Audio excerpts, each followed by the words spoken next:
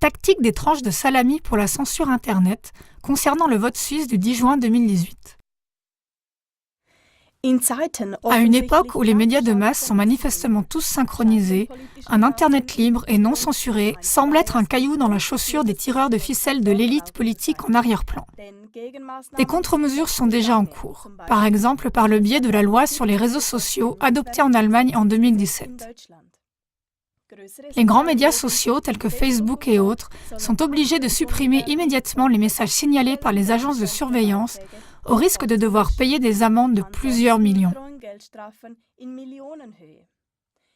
En Angleterre, il est même question de punir les visiteurs de sites web que l'État qualifie de propagandistes et d'extrêmes avec une peine pouvant aller jusqu'à 15 ans d'emprisonnement. En Suisse, la censure sur Internet doit être inscrite pour la première fois dans la loi révisée sur les jeux d'argent qui sera soumise au référendum le 10 juin 2018.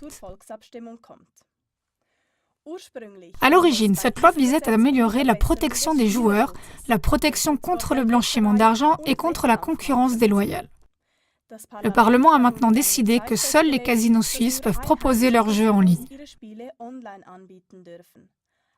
Les fournisseurs de casinos en ligne étrangers sont bloqués à partir d'Internet et ne sont plus accessibles depuis la Suisse. Ici, nous devons dresser l'oreille, car avec l'introduction des fermetures de réseaux, le Parlement suisse crée un dangereux précédent qui ouvre la porte à d'autres interférences dans la liberté d'Internet.